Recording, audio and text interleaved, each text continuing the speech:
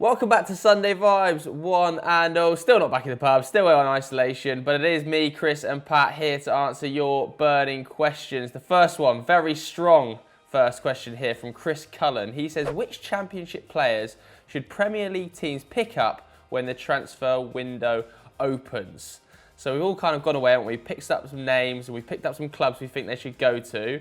Hamster, do you want to lead the charge? Any suggestions? Yeah, we've tried to make it a little less obvious, haven't we? We've spoken about a few championship players in the form of Said Benrahma, who I think we probably can agree is one of the championship's most well-rounded players. There's Mitrovic, who's having another excellent year in front of goal. There's Ollie Watkins. I think him and Mitrovic have over 50 goals between them. So they're really obvious candidates. But I think what we've tried to do this week is suggest some people who are not so obvious and that we might not have mentioned in passing. So I've actually gone for Grady Diangana, who's on loan at West Brom from West Ham.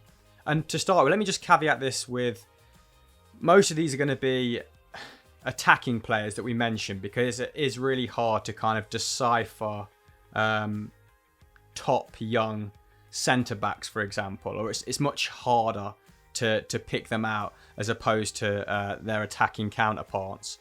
Someone like Ben White at Leeds, he's going to have a big future. He's a tremendous defender, but certainly the shortlist I comprised is mainly attacking players. So anyway, back to Grady Diangana, who was, just to give you a bit of background information, because 30 seconds before we started rolling, Tomlinson, you kind of professed never to really hearing of him. He was born in the DR Congo, moved to the UK when he was 4. He progressed through West Ham's youth academy from the age of 12 onwards.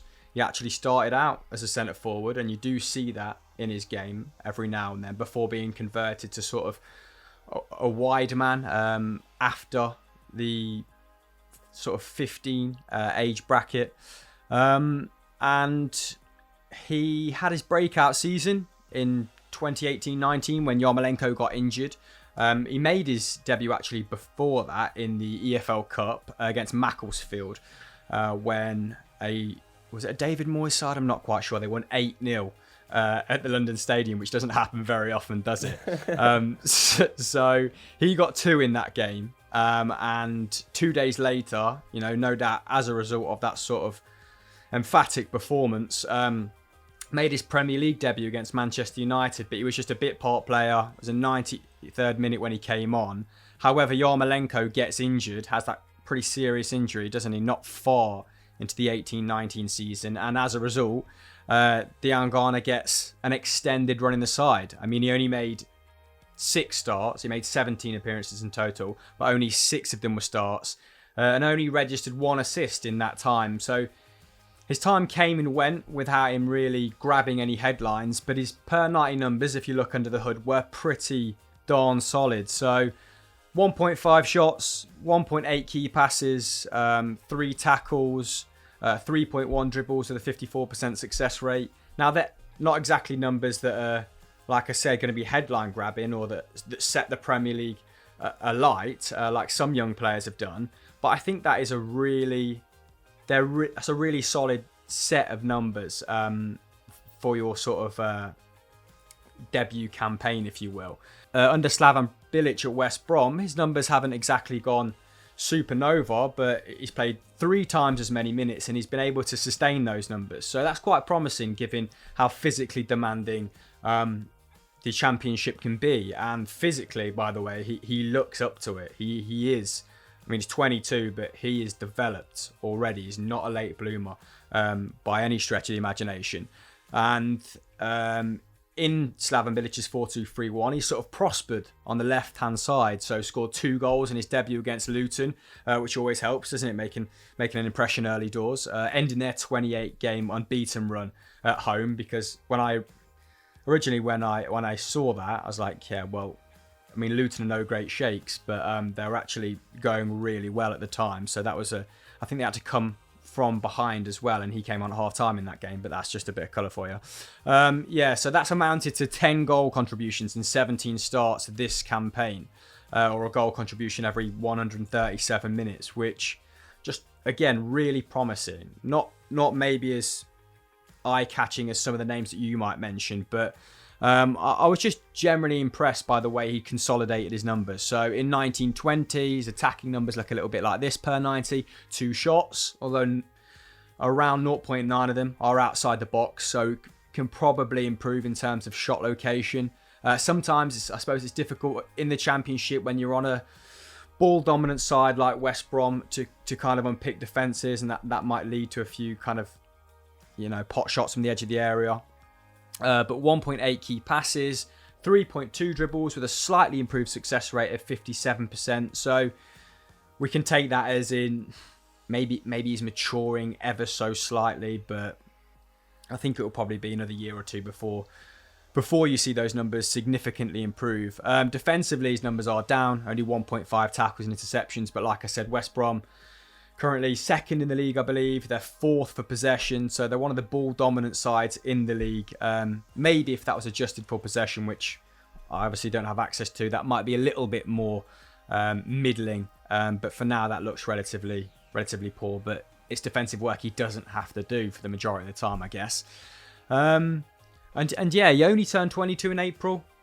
Big old contract with West Ham. As soon as he made that promising start, they signed him up pretty promptly till 2025, which is probably a wise decision because he looks like a hell of a talent. And in the few games I've caught him in, sort of on the television, particularly one against Stoke, where he put a first-time ball across the box and got an assist for that, where he, some tricks that he's displayed. One where he flicks it over this player's head against Hull, I believe. There's been some really mesmerising moments. And West Ham struggling in that regard, aren't they? Struggling for chance creation. Seb Aller's cut a very isolated figure at times. That has coincided with Felipe Anderson's injury, of course. They bought Jared Bowen in an attempt to arrest that, I guess. Jared Bowen can play on the right-hand side. They've got Snodgrass. They've got Yarmolenko.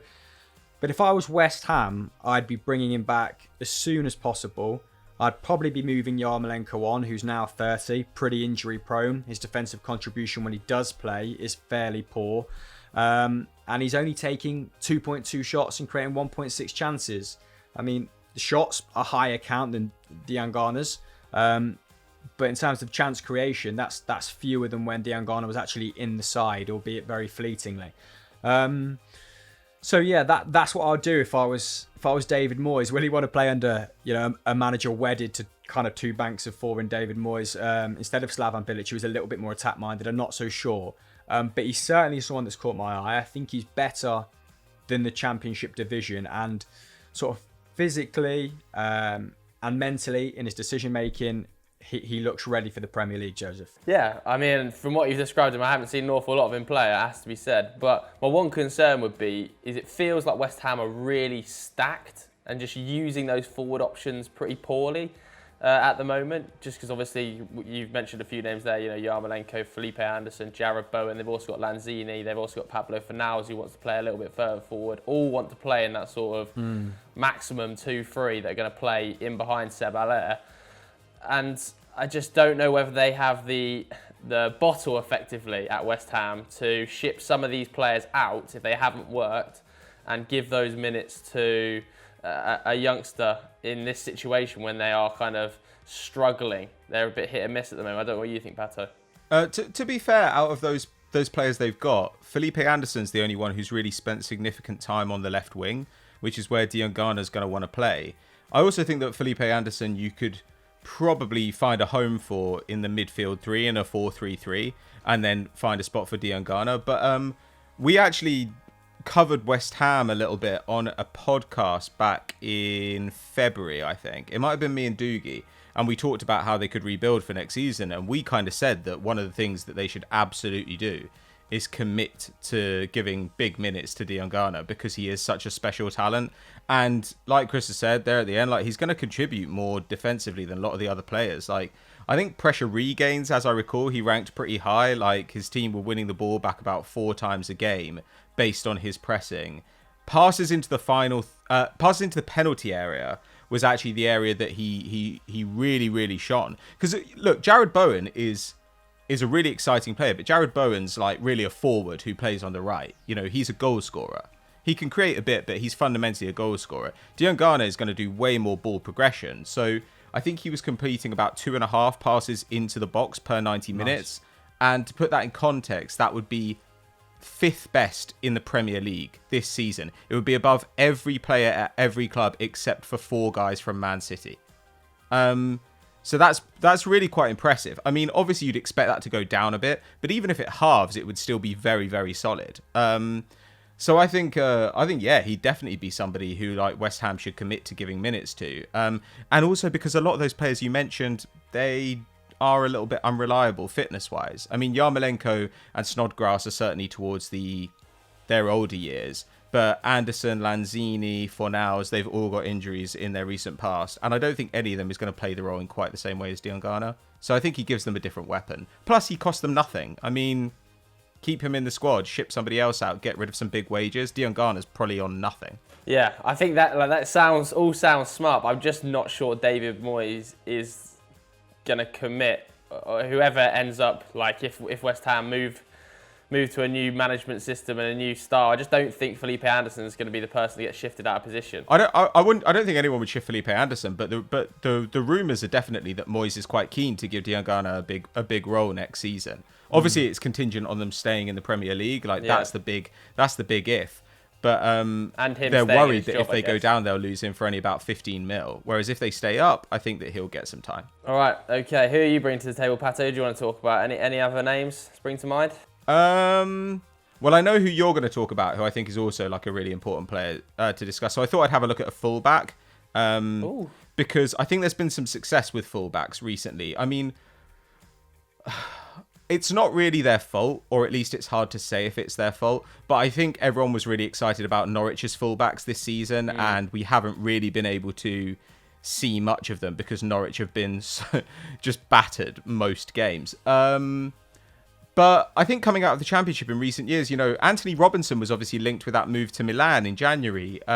We've obviously Reece James make the step up with ease. So I think that more and more clubs are going to be taking a look at Championship fullbacks. And of course, Jadon Bogle is still linked with a big move. Matt Cash at Forest. And so I wanted to look at the guy playing on the opposite flank from Bogle at Derby, who is Max Lowe. He just turned 23. And if you were to turn up to a game to watch Bogle this season, I think you'd find yourself watching Lowe instead, because he's just been absolutely sensational. I mean, I think only 3 or 4 players have got more minutes than him today, and he's winning the ball back for his side about 6 times a game, which is pretty remarkable. So Bogle is getting forward a lot more on the right. Lowe is in theory a little bit more reserved, but he's still producing about 1 key pass a match, which for a reserved fullback with his defensive output is not bad at all. He's also a pretty decent dribbler. Like, I was looking at his take-on numbers, and I think he's completing 1.6 dribbles per 90 minutes, which for a forward wouldn't be a lot, but among fullbacks in the Premier League, that would rank 5th, which is, again, pretty amazing. Like, I mean, it's hard to find a significant hole in his numbers, except for the fact that he could be a bit taller. I think he's about 5'9", 5'10", but there are plenty of 5'9" and 5'10" fullbacks in the Premier League. I don't really think that's an issue anymore if you've got a bit of a leap on you. So I think that he would be a good player for a kind of mid-table, lower mid-table side to take a look at. We've talked a little bit about Southampton. Maybe wanting to think about life after Ryan Bertrand. I think he'd be a good steal for a club like that, because he's not going to cost you much money. The Championship are going to be willing to sell. I think Derby would much rather sell Lowe and keep Bogle if they can. And at 23, yeah, you're probably not getting like a superstar, because it's not like he's playing a man's game at 18, But on the other hand, you're getting somebody who's got a little bit more experience, a little bit more physical development, and is probably ready to step immediately into the Premier League in a way that a teenager might not be. Teenagers who are ready to make that leap are vanishingly rare. And when you look at somebody like Anthony Robinson, like being linked with Milan, his numbers are garbage compared to Lowe. Like, I mean, like, he's a good player. Like, you watch him and he's easy on the eye and he's okay. But, I mean, Max Lowe is outstanding in at least 2 respects. And he's still pretty young. And he's homegrown. So I would definitely take a look at him. And for clubs even clubs as high as Spurs, he'd be a risk for them. But they're going to need to rebuild a back line with basically no money this summer. So they're going to have to take a couple of risks. And actually, I think the Championship is less risky than it used to be. Players seem to be making that transition from the Championship to the Premier League much more smoothly than they used to. And so low might be a good place for a team like that to look. Yeah, I do think that a lot of players are going to move from the Championship to the Prem this summer. I just think that a lot of Championship clubs are going to need to sell to balance the books. And I think a lot of Premier League clubs are going to realise that pretty early doors and look to get homegrown players in while they can. I think the trouble with Spurs, because of the signing of Ryan Sessegnon last season, and I know that Jose probably doesn't see him as a left-back, but I do wonder whether they would dip twice into the Championship to sign 2 young English left-backs. I think that might hold them back a little bit. I do agree with you about... I don't know. I do think Mourinho has been pretty clear that he does not see Sessegnon as a fullback, and I don't think he's going to play 3 at the back, which would allow him to play as a wing back. It really depends. Like, I have no idea what their financial situation is going to be, and I have no idea if they're going to countenance any sales. But if they, in the past, we've talked about clubs saying, "Oh, I don't think they do this," or they prefer historically to do that. But I think so much of that stuff's going to go out the window this summer just because they're facing unprecedented financial constraints. But yeah, I know what you mean. Like, it would be a bit more of a risk for a team like that than it would be for, say, I don't know, if Wolves wanted some depth, if Sheffield United wanted to strengthen, you know. What about somewhere like Chelsea, where they've obviously been playing a lot of young English youth under Frank Lampard? I would expect one of Marcos Alonso or Emerson to leave this summer. I don't think both of them will be retained. I think probably Marcos Alonso is going to leave unless he signed a new contract. Which I can't remember, but maybe that's the sort of place he could come in and get the odd sporadic minute here and there. Well, there's obviously that connection, though. He was out on loan at Aberdeen, I think, when Frank was there. To be honest with you, I have no idea if they'll be able to shift players like Marcos Alonso this summer. I think that often it's quite difficult to shift players like that who have decent wages, but in this summer in particular, to get somebody to pay you 15, 20 mil for a kind of aging, slightly awkward fullback / wingback, I think there are a lot of teams who are just going to have to stick with what they've got going into next season. Yeah, I There's agree. quite a few of those players as well, isn't there? Around that age bracket that you were talking about, players that would be a little bit of a punt. But I think some of the Championship's top performers at the moment, it's interesting that they are 23, 24. You've got Pereira at West Brom. Who else? I mean, Ageria, who's on loan from Liverpool, is now 22, isn't he? Ollie Watkins is 24. Ben Rama's 24. John Swift at Reading is 24 as well. So their opportunity to go to a big side, it might have come and gone. But like you said, interesting propositions for teams 8th, 10th onwards. Yeah, definitely. I suppose a little bit younger than that 24 bracket, but the bloke I'm going to talk about, Ebere Eze, I suppose kind of fits into that mould a little bit as well. We've obviously, like you said at the beginning, we're not really focusing on like Ollie Watkins, Saïd Benrahma, Mitrovic, because we've spoken about them in podcasts and listicles and stuff over the past few months. So I feel like Eze has maybe gone under our radar a little bit, even though we talk about him a lot in the office and there's a lot of chat about him online. I don't think we've spoken about him in an awful lot of videos, given that he's doing really impressive things in a QPR team that are pretty average. I think it's fair to say 13th in the table.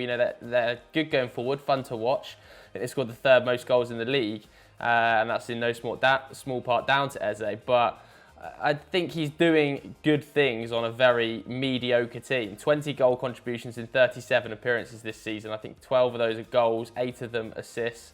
And he kind of plays as a left winger come 10. I was speaking to James Alcott before we started doing this. He's obviously a big QPR fan. He was saying that under McLaren he played quite wide on the left, and James was saying that he didn't think that kind of suited him because his style isn't necessarily pace to beat people in 1v1s out wide.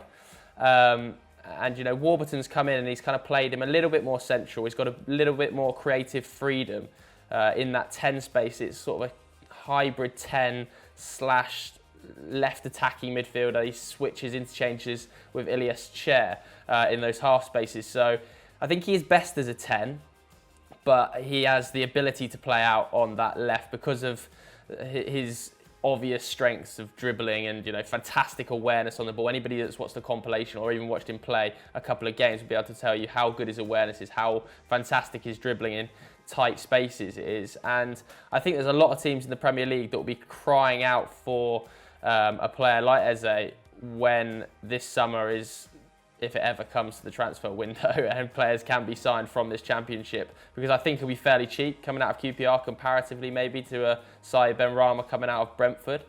And he's obviously hyped up, isn't he? He's particularly versatile in terms of left and centre, but he's also played as a left wing back. I think he played as a left wing back for England. That's the under-21s in Toulon, which obviously doesn't suit his strengths, but just kind of gives you a little bit of insight into how versatile he is. Now, dribbling-wise, I was talking about it a minute ago, very strong. I think he was attempting 5.5 dribbles per 90 last season and completing at like 3.5, something like that. And it's stayed a similar sort of rate this season. I think it's over 3 dribbles per 90, which is still pretty impressive.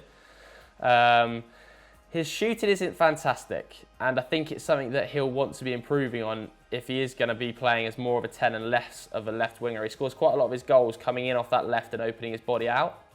But if he's going to be in the 10, I think he needs to maybe pull back on some of his shooting from outside the box, because, over half of his shots this season have come from outside the box. And maybe that's because everything goes through him at QPR, but I think if he was to go to a top 10 club in the Premier League, that number might well have to come down a little bit. He's 82nd in the league for shots inside the box. Which is just 1.1 shots coming from inside the box this season. Saïd Benrahma's taking like close to 4, and he scored less goals than Eze. So I think he is running a little bit hot. But despite all of that, I think he would be a fantastic signing for somebody. And I was speaking to James a little bit more, and he was saying, because obviously Eze's been heavily linked with Tottenham over the last few weeks. And I kind of agree with James that I don't think it's the right fit. I think it would be a weird signing for Tottenham to go for Eze, given that Dele Alli wants to sort of fill in that 10 space as well. They've obviously got Jack Clark, who wants to play a little bit wider. They've also got Bergwijn, Son. They are pretty stacked in that sort of wide/10 area. Yeah, Celso can play 10. So I'm just not overly convinced it would be a smart decision for his career. Maybe it would be a smart signing for Tottenham just to have him on the books, but where he picks up those minutes for Tottenham under Jose Mourinho next season, I don't see. So I think it's probably better suited to some of the other clubs that have been linked with him over the last couple of weeks. I saw him being linked with Newcastle in the Chronicle up there. That was apparently all down to Steve Nixon, who is the head of recruitment. So I don't think that'd be the worst option for him, but maybe he himself might be looking a little bit higher up the table. Crystal Palace made an inquiry in January. I think they're still in around 11th for the league, aren't they, at the moment, Palace? And obviously need more support going forward, because at the moment everything goes through Wilf Zaha.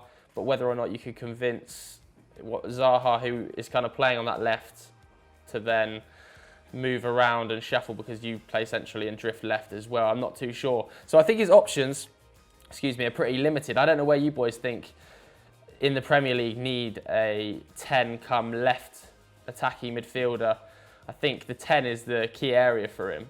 And I reckon his price tag will probably be around the £20 million mark. If you can get him out for around that, then I think you've done pretty well. But there's also a lot of competition in this area coming out of the Championship. We've mentioned Ollie Watkins, we've mentioned the likes of Saïd Benrahma. So I don't really know where his option is, effectively. I feel a little bit sorry for him because he's obviously been linked so much with Tottenham Hotspur, but I just don't think that is a realistic move under Jose Mourinho. I don't know what you think. I mean, straight away, my thinking goes more towards the sort of maybe progressive managers who are willing to give Championship players a chance, as opposed to what team needs X player, right? Like Ralph Hasenhüttl tried it with Che Evans, didn't he, last season? Brighton have recruited heavily from the Championship, so I think teams in and around that vicinity might be viable for him. If I was him, you'd want to pick someone with a kind of an attack-minded philosophy, who had a track record of developing, young attacking players, right? Rather than being in a defensively minded system that is just reliant on you running channels, etc. James kind of tentatively linked him. He said he thought he'd be a really good replacement for Jack Grealish at Aston Villa. if they were to stay in the Premier League. Obviously, Jack Grealish himself kind of wants to drift a little bit wider, doesn't he? And he's actually found a lot of success from wide areas under Dean Smith in the Premier League, picking those pockets of space. So I think that might be a little bit low for him. Aston Villa, I'd be surprised if he wanted to shift to an Aston Villa who are themselves going to be battling relegation. But having said that, if they stayed in the Premier League and then recruited well in the summer, I think that could be a viable option. What do you think, Pat? Maybe. I don't think I particularly want to go there. I'm not sure how much money they're going to have because they spent so much to try and stay up this season. I don't have a lot of faith. If they sell Jack Grealish for like close to 100 or 80 or however much the rumour fee is. Yeah, that could happen. I mean, though I'm not sure who's going to pay that for him this summer. I think he'll go, but I don't know how much it'll be. Yeah, I would probably look at the manager who I think is going to develop my game best. So I would kind of be looking for a move to like Southampton or to Brighton. Like when you look at the way that Pascal Gross or Davy Pröpper have played under Graham Potter this season, it's kind of easier to see how Eze could fit in under them. Like big ball progression numbers. I think he's completed more dribbles than anybody else in the Championship to date this season. And also a lot of goal involvements from deep. He's a little bit more dynamic than Gross without, the exceptional set piece delivery. He's certainly a bit more mobile than Pröpper, though less defensively able. I don't know. I think that would be quite a nice fit for him, but it's just finding that sweet spot of joining a club that's not immediately going to get relegated and playing for a manager that's going to work for you. Because, I mean, like you might look at a club like Crystal Palace this season and think, right, okay, well, they've stayed up and they're going to be pretty safe. Maybe I'll go to Crystal Palace. But if I were coming up from the Championship, I would be looking at that Crystal Palace squad and some of the other squads and I'd think, I would much rather go to a younger team with a better coach. A better coach for me, maybe. Because, Roy Hodgson's a good coach, but it's not... You could saddle yourself with it if you join a team and immediately go down to the Championship. You could be looking at like another 3 years in the Championship because the stink of getting relegated is awful, even for the best players. Yeah, totally agree. Any other names then that we want to mention from the Championship to the Premier League before we move on to quick fire questions, Hamill? I actually was just thinking. I can't remember which one of you made the point earlier, but it is going to be fascinating. The sort of maybe there might be an exodus of talent from the Championship this season because of external factors, because of COVID. This might be the year that Championship clubs pay the price for operating with such high wages in comparison to turnover. So when I had a look at, when I was doing the Leeds video, for example, there was a brief period in time, I think it might have been 2018, possibly 2017, where the average wages to turnover at a Championship club were around 70 to 80%, which is kind of not viable over the long term. And there's an awful lot of teams in the Championship who are willing to risk their long-term financial security in order to secure that short-term success, because the Premier League is obviously the cash-rich land of milk and honey, if you will. So yeah, a couple of them might fall by the wayside. Some names that we've mentioned, QPR have obviously shored up their wage structure in recent years, but they might still be paying the price for sort of a looser means of operating, in their recent history. So I do think probably now is the time to get that talent out of the Championship without kind of paying that usual tax on top of it for them being young, English, hyped up, promising. There might be a healthy dose of realism that goes with Premier League clubs' bids for these prodigious talents this summer. So it will be really interesting to watch. I haven't got any more names, to be honest, mate. I'm happy to move on. All right, let us know if there's any players we should be watching out for in the Championship who've missed out, and I'm sure there is an absolute bunch. Let us know in the comments below. And whilst you're there, make sure you hit that subscribe button and turn notifications on to never miss a Football Daily video. Right, let's crack on with quick fire questions. The first was sent in by Thomas Rock. He says, which team can bounce back after the break the most? Tottenham, Arsenal, United, etc. Anybody have any obvious shouts? I think Man United fairly obviously will have Marcus Rashford back. We'll have Paul Pogba back. Tottenham will have Harry Kane back, of course, or Min Son back. So those are probably the most obvious shouts, aren't they? So I think Man United and Tottenham fairly obviously. How about Arsenal, Pato? Are you pretty confident coming back after the break? I'm not sure really. I mean, I know we're only 5 points behind United in fifth, and we've got a game in hand, though that is against City. The run-in's not terrible. Like, we play a lot of top teams, but we play a lot of bottom teams as well. And having Tierney back, if he's fully fit, which it looks like he will be, having Torreira back, which if he isn't for the City game, it looks like he would be for the match after that. Like, those will be big boons for the club. Plus, just having had a little bit of time to work with Arteta, like, even if they weren't on the training ground, like, I know that the club have obviously been working with them a lot on his tactics and kind of what he wants out of them, sending them videos. So I think that will probably help a little bit, but I'd still think they're pretty solid outsiders. Then again, I'm not that impressed by Spurs. Yes, Spurs will have Kane and Son back, but their back line is still an absolute disaster zone. And they were not playing well, even the players they had under Jose before the league was brought to a close. I don't know if United need to bounce back exactly. Like, United doing pretty well. Like, they're in fifth spot, which is a Champions League spot, and they were doing it without Rashford. They were lucky that Bruno came in and hit the ground. So I think that I'd put money on United just wrapping up that place ahead of, rather than really gambling hard on Arsenal or Tottenham being able to usurp them. I'd rather put money on Wolves to do it than Spurs or Arsenal currently. Yeah, I think with United as well, obviously haven't featured Paul Pogba at all really this season. So when Paul Pogba comes back, it's going to be an immediate impact to that United team. It's just whether or not Ollie can get him and Bruno working in the same team and how that's going to work, which is going to be quite interesting to watch. And United were on really good form pre-Corona. I think there were 12 games unbeaten. I think they kept 8 clean sheets in that time. So I think United, hopefully, touch wood, will come back pretty solid. Any other teams, Hamill, that you think will come back strong? I mean, Leicester were pretty...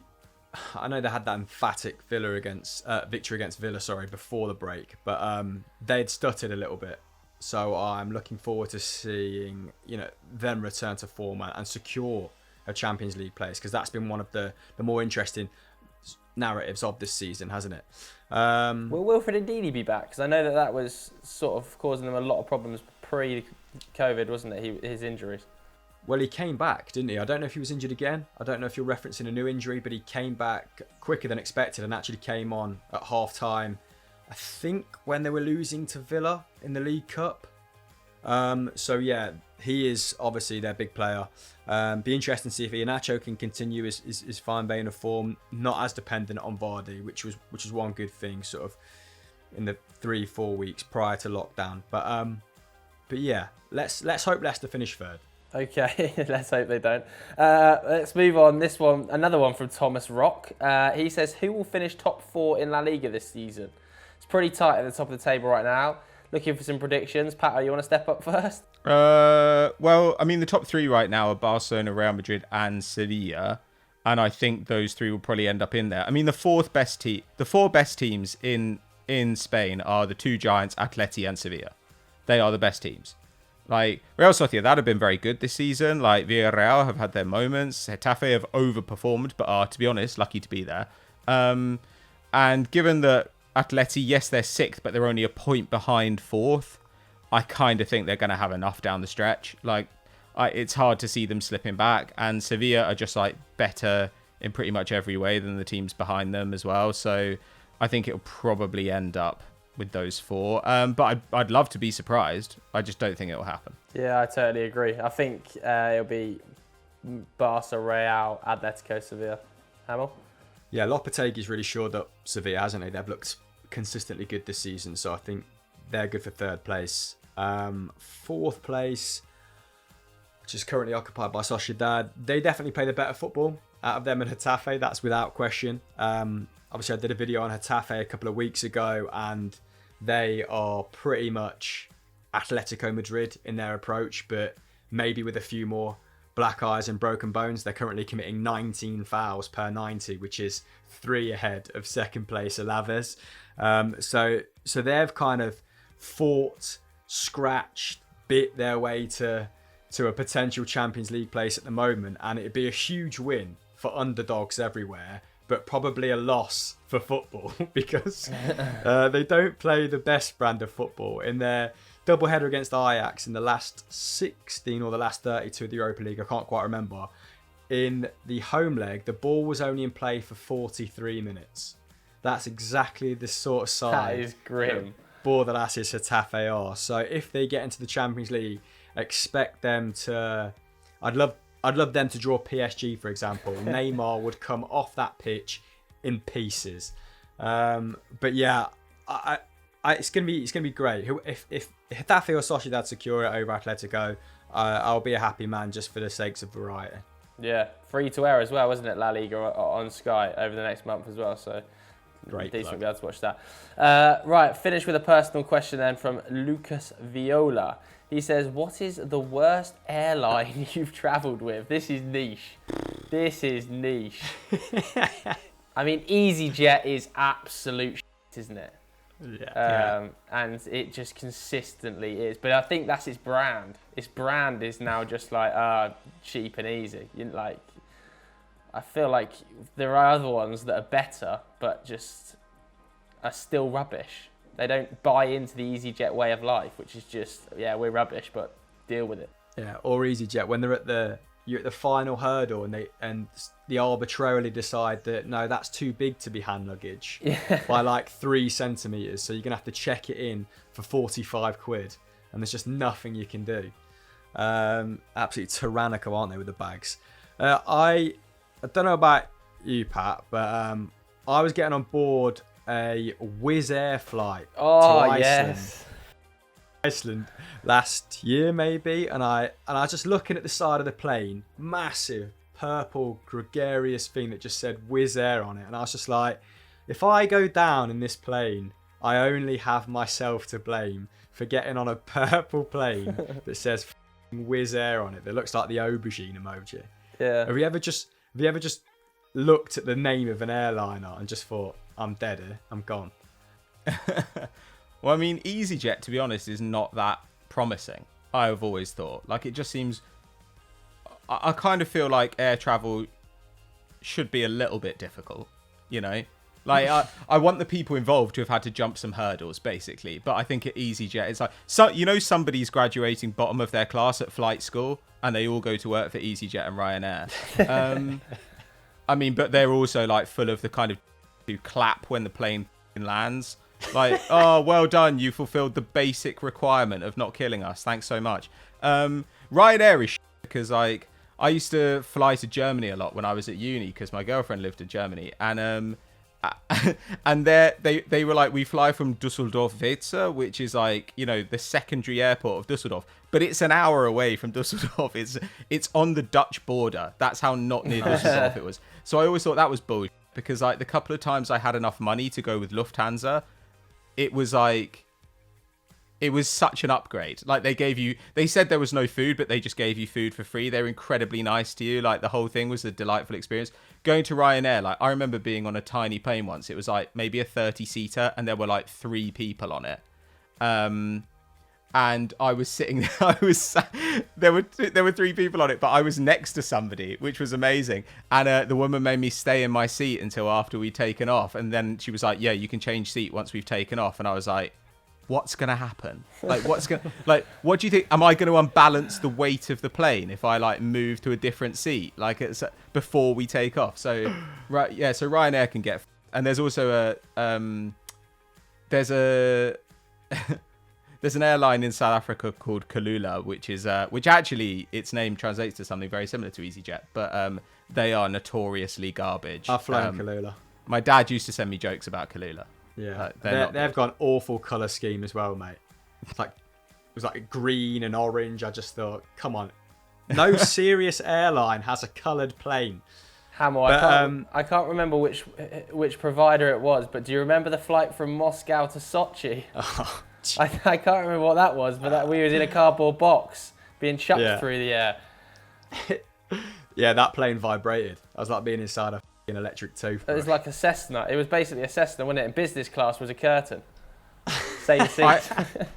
Propeller planes, like there's a reason we don't use them anymore. Like I remember being on a propeller plane like from like Miami to Orlando, and I was like 6 at the time, and I was just like, I'm definitely gonna die. Like I just accepted it as a child. Do you remember the first time you flew with a really good airline though. Like the first time I flew British Airways, she asked me if I wanted a drink, and I don't know, maybe I was a little bit nervous at the time, but I can remember ordering a whiskey, and then I got my card out to pay for it, and she went, "No, sir, the drinks are complimentary," and I was just like, "Look at this EasyJet bandit." I was putting my card back, like, "Yeah, I know. Okay, sure." I know what you mean. Right, that's it. That's all the time we've got for on today's Sunday Vibes. If you want to get your question answered next week, send it to us on Twitter during the week. Hamill usually puts a tweet out on like a Tuesday or a Wednesday, so make sure you keep your eyes peeled for that.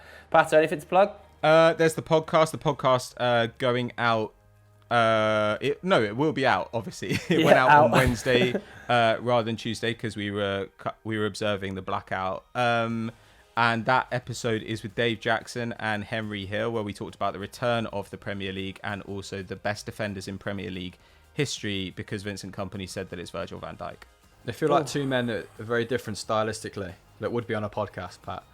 Yeah, but Henry Hill actually gets along with everyone, including the viewers. I don't know if you know about this, but Dave Jackson sent me a thing from a viewer today saying that we should replace you with Prince Harry, and he meant Henry Hill. And there was 9 likes on it, so it's actually a small movement rather than just a comment. Yeah. It's grassroots. Take 1 week off. Henry Hill for Sunday Vibes 2021 is obviously incoming. Hamster, anything to plug? No, mate, other than We Need to Talk would, of course, gone out on Friday, and a top 10 would have gone out on Saturday. So if you haven't caught up in the last couple of days on FD, please go and do so. Thanks very much. See you later. Bye. Bye.